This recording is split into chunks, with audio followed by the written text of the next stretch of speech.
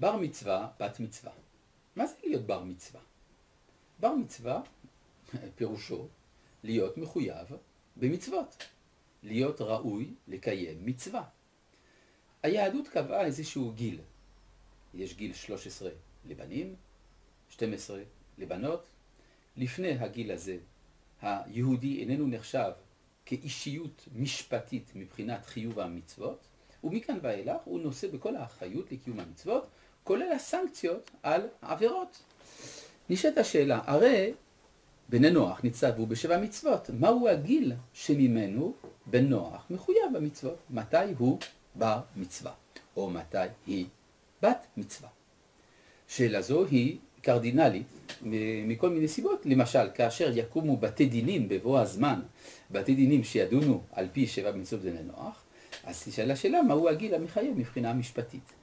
מהו הגיל שבו האדם מרגיש שהמעשה שהוא עושה מקרב אותו לאלוהים, מדבק אותו ברצון הבורא? ואכן נחלקו הפוסקים בספרות הרבנית, מהו הגיל שבו אדם מאומות העולם מתחייב במצוות. ישנם מרבותינו שכתבו שבעצם זה כמו ביהדות. כשם שביהדות גיל 13 לבנים ו12 לבנות מחייב, כך הוא הדין לגבי בני נוח. יש כאלה שאמרו שברגע שאפילו כילד קטן הוא כבר מגיע להבנה של מה זה מצוות, הוא מחויב. והיותר מסתבר הוא כדעה השלישית.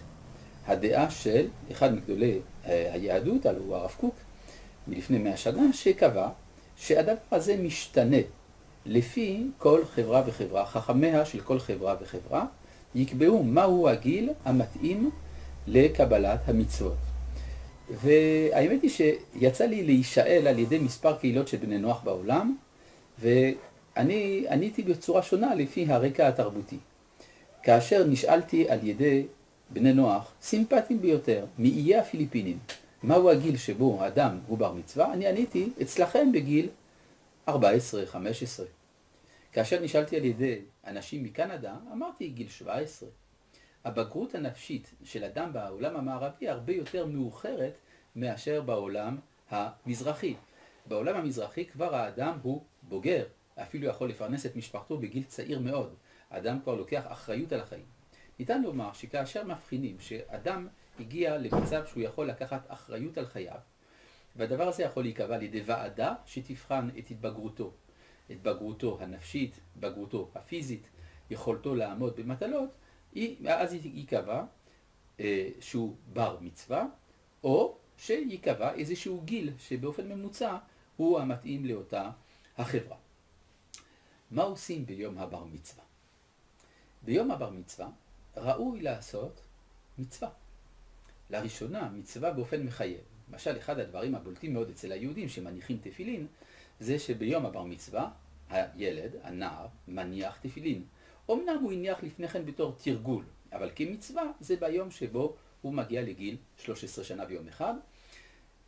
אבל אצל בני נוח לא מצאנו הנחת תפילין, אז מה כן? נאמר לגבי אברהם אבינו, שהקדוש ברוך הוא בחר בו, ידעתיו למען אשר יצווה את בניו ואת ביתו אחריו ושמרו דרך השם, לעשות צדקה ומשפט. מכאן למד התלמוד שבני נוח מחויבים לתת צדקה. הצדקה זה מה שכולל כל מעשי החסד והרחמים והחמלה בין בני האדם.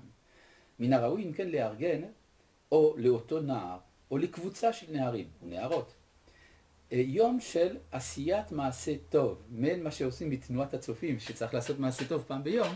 אז יש המעשה הטוב של עשיית חסד עם הזולת, דאגה לזולת, לחולים, לנזקקים, לכל מי שצריך תמיכה, לזקנים.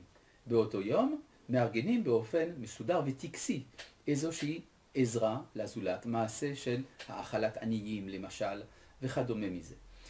כמו כן גם מן הראוי שאותו אדם שהגיע להכרה שעכשיו הוא מחויב במצוות בני נוח, ייתן איזושהי דרשה בפני הציבור, שבה הוא ידבר על קבלת המצוות, שבה ידבר על האמונה באלוהים, שבה ידבר על אהבת כל האדם, שבה ידבר גם על התפקיד המיוחד של עם ישראל בתוך האנושות, והתודה שאנחנו מחויבים לאומה הזאת שמטיבה עמם.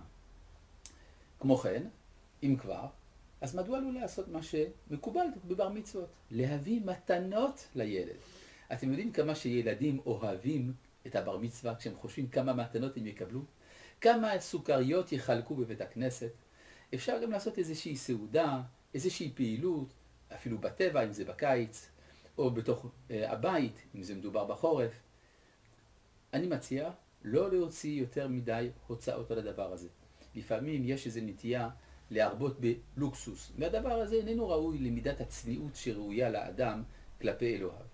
אבל שמחה כלשהי, בגד חדש, ברכת שהחיינו על ידי הבר מצווה או בת המצווה. כל הדברים האלה בהחלט ראויים הם להיעשות, כך שאותו מאורע שבו האדם קיבל לראשונה על עצמו את מצוות הבורא, אותו מאורע יישאר חרוט בזכרו וישמש כחלק מבניין אישיותו וזהותו. שלום.